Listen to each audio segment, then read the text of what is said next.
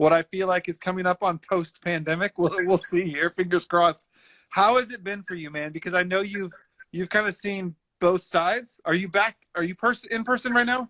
Yeah, we've been my school and most of the schools around here, we've been back really since the beginning of this school year. Okay. So we were remote like everybody in the spring of last year for the rest of that school year. And then we didn't go back. We went back a little bit later, but we went back in person. Okay. So, it's been a ride. I don't know how else to say it. I mean, I feel like, how like, okay, maybe this is a bad analogy, but how sometimes you go on rides and they scare you and they're like really scary and you're screaming. And then you like, at the end, you kind of come out of it and you're like, okay, I survived. And you want to get right back in line. And then you maybe want to do it again. I don't know if I'd want to do this again, but it kind of felt like that. I mean, this has been it's been tough. It's been a tough year for many reasons. I mean, right. I'm a pretty positive guy, but I'm not going to sugarcoat it and say, everything's great and, it's all worth it because the kids are awesome. Because yes, that's true, but it's also been really hard. And it's little things that make it hard. Like for instance, I was having a conversation with someone about this just this week. I guess it's only Tuesday. It was probably yesterday. I don't remember. I can't remember. Weeks, days, months, just about doesn't really matter. For how hard it is to be in a mask all day. And I don't mean that as far as wearing the mask all day, because that I think you get used to. It's more about not being able to see other people's faces and have them see your face. And when you don't know someone, like you don't, especially at the beginning of the year when you don't know your students and you're trying to build relationships, which is, the thing that we talk about so much, but all you can see is this, it's really hard. Yeah. It's really hard. And like, I have these moments where, my students, we keep our masks on all day. The only time they take their mask off is to eat. And, I'll have these little moments where I'll look over and I see them without their mask on. And it's like, it's heartbreaking. And I know that sounds weird, but it's like, I'm like, oh my gosh, I don't even know that face. And right. Now I'm seeing it for, 2 minutes while you have some goldfish or whatever you're having for a snack. And it's kind of, it's making me happy that I get to see your face, but then it's also kind of sad because it's reminding me that I'm only going to see it for another minute and then you're going to put that mask back on. Anyway, I don't mean to be like gloomy. No. That's what I love about you, man. And we had Leanna, our good friend Leanna, on last week, and you guys tell it like it is. And that's what teachers need to hear. Like, teachers need to know that they are not the only ones right now, that yes, we can make it look as glorious as we possibly can, but we're all in this together. For as cliche as that saying is anymore, it's true. Like, it's a rough year. I'm seeing it. It is true. And through Trisha and what she's going through, but she mentioned recently, and I know you're talking about relationship with kids, but she's been struggling this year with like the lack of relationships she's been able to build with parents too, because usually parents are in the classroom helping out. Usually there's like a back to school night and parent conferences. And we were in a store recently, and we live in a pretty small town that we see the families all the time, but we passed one of her students and she said hi, and she's like, I don't even know if that's that child's mom. Like, I don't know this year. And it's so sad to think about that like, because that's a huge connection, just as well as I do. Like, family relationships are a big part of what we do. But, on the flip side, there's some good things. I mean, we've had so where I am, we've been teaching in a hybrid model. And so we've had small classes because we're only allowed to have so many people in the room. And I've never had a small class like this in I think the smallest class I ever had before this year was maybe 18 or 19. I'm always having I just always have classes. And so to have, right now I have, they started small and now they've like slowly bumped up. We've gotten more kids, but even now I only have 12 which I mean, 12 Wow. kids, like that's unheard of, right? And so that's kind of Yeah. that's a plus. And we've been doing our conferences and the things that we do with parents, we've been doing virtually, which Yeah.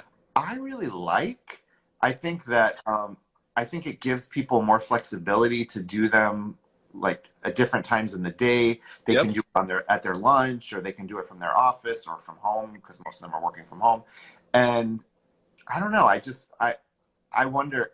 I'm wondering maybe some of these things will stay. I think virtual conferences is with parents may be one that I've heard. You're like the, I don't know what number of teacher has said this to me, but that they enjoyed virtual parent teacher conferences. And the one thing I keep hearing is that the teachers felt like the parents themselves felt more comfortable because they weren't in a classroom sitting at a teacher's table, like Yeah. rushed on time to get out and see, who's next. It was more of just a casual conversation because they were at home, they were in their space, the teacher was in the classroom or at their house. So I think that could be something that sticks around for sure. And I think less, when you think about, normally parents have to drive to school, park their car, come in, wait, their turn, and then they have to figure out childcare if their child isn't included, or they have to bring their child and think about all that, and all that goes away. And so the Right. conference, it's just like you said, kind of like you said, it just makes it so much more laid back. And for us, it's been up to us whether we do them at school or at home, because it doesn't really matter. And I've been doing them from home. So like selfishly, I like that, because instead of starting my conferences right at the end of the school day, I'm coming home and kind of decompressing for a few minutes, and then I'm home, right? Like I'm not Right. thinking about trying to rush home, or and the cat might join me for the conference, whatever. It's funny you said that because Didi just commented and said, "Yeah, we don't need to find babysitters." And I was going to ask, and you don't need to find someone to watch your cat, right? Right. He's Although, sleeping, looking at me. yeah, Augie's crashed in the chair right here. He follows me wherever I go, but then he'll just go to sleep. It's I crazy. get that. Well, so let's talk about like coming up the rest of this year. So you've been in person.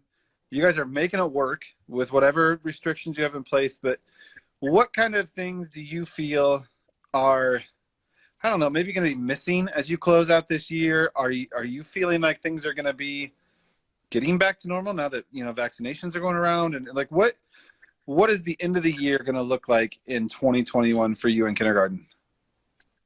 Well, I mean, I was thinking, there's a lot of stuff that we do, which I'm sure everybody has little things they do at their school that we won't be able to do. Okay.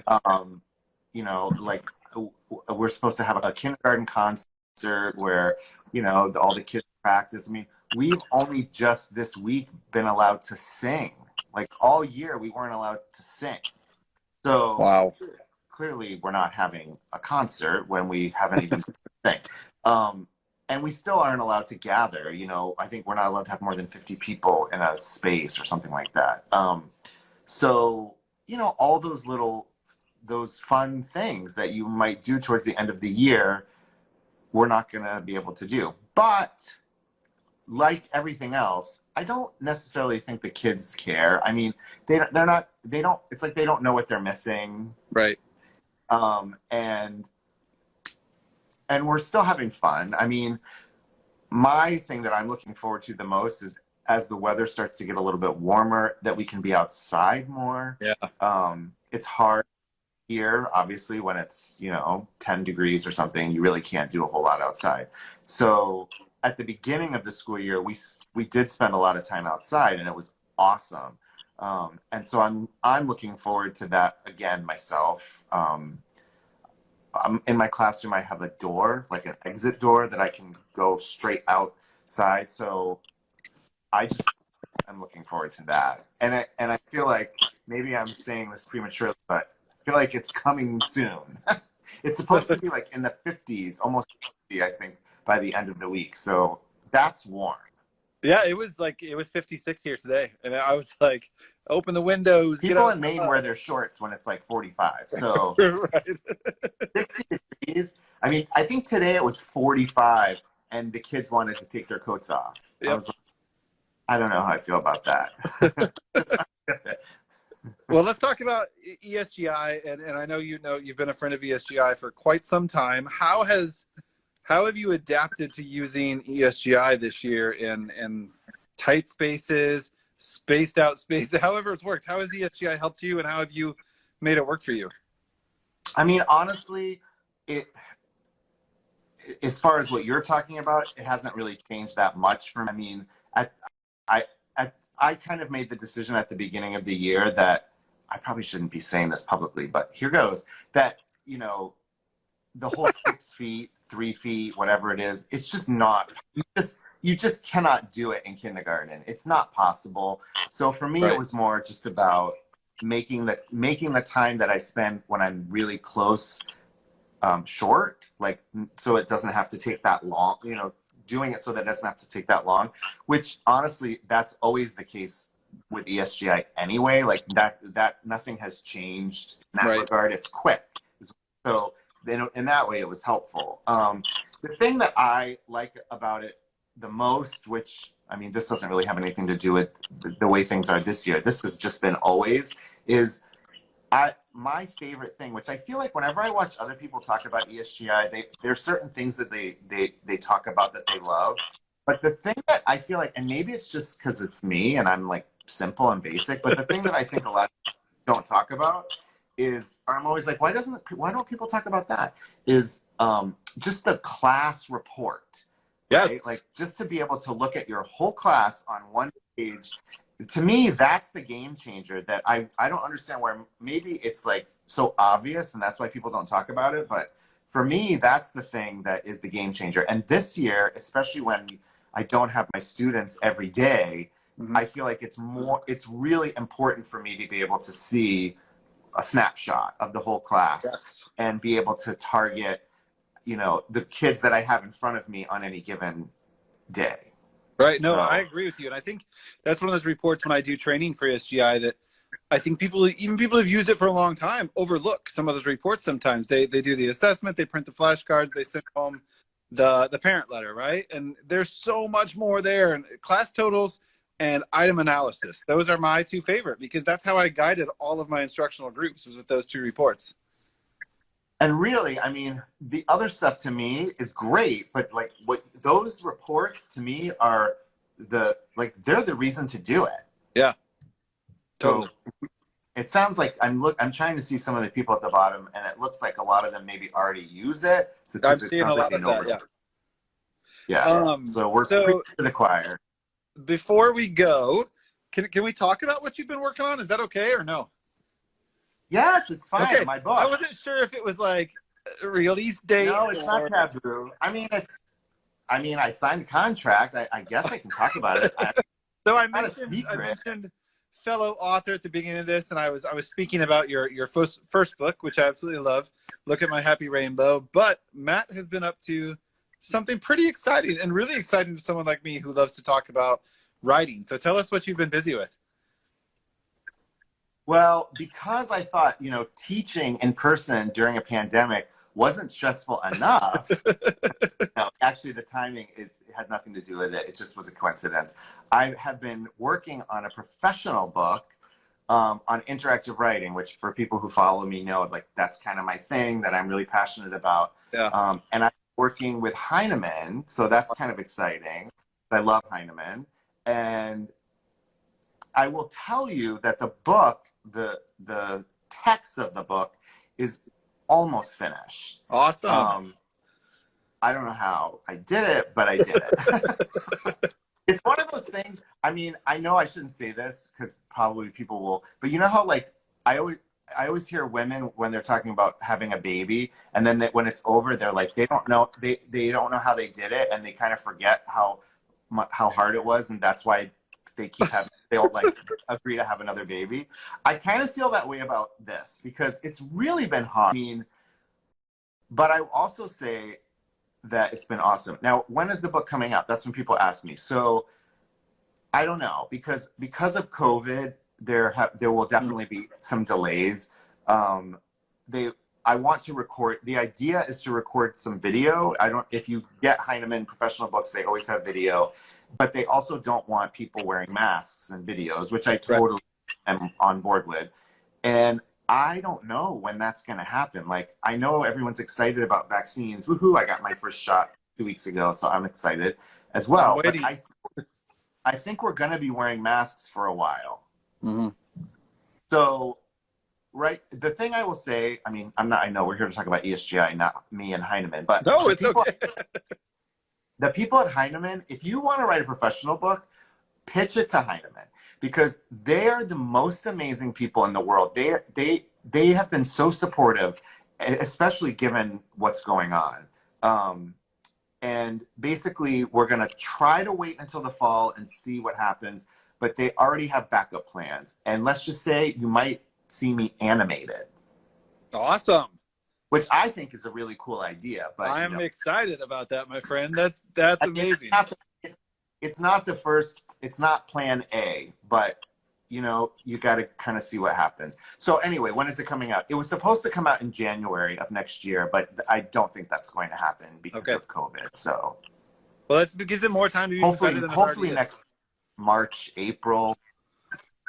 Well, I know what you mean though, and I was worried where you're going to go with that. I mean, I was worried where you're going with that whole women pregnancy talk, but I get it because it's a lot of work. I mean, it is tough. I remember when I was writing mine. Oh my god! And it's work, but it's so much fun to sit and I loved like chilling on the patio or by the pool and just typing away. And it's one of those things that I love the process. And I mean, this is going to sound like I'm name dropping, but it's true. So when I started the book, my editor was Katie Wood Ray. So, and if you know anything about like writing, primary writing, Katie Wood Ray is like, she's like one of the big gurus.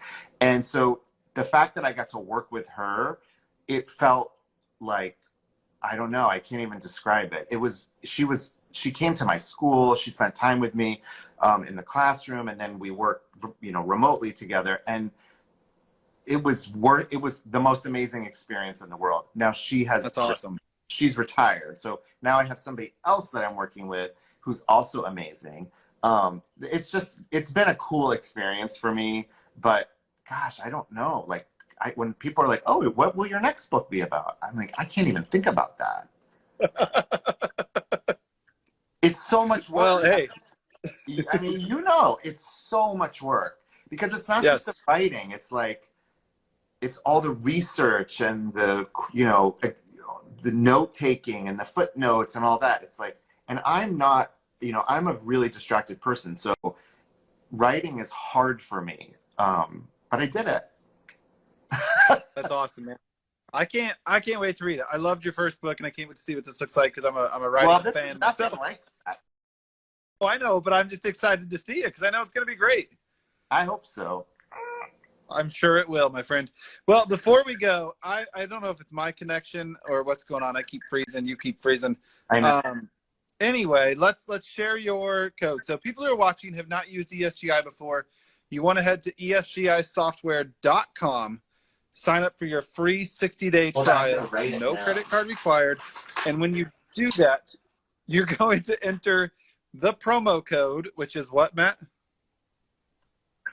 Hold on.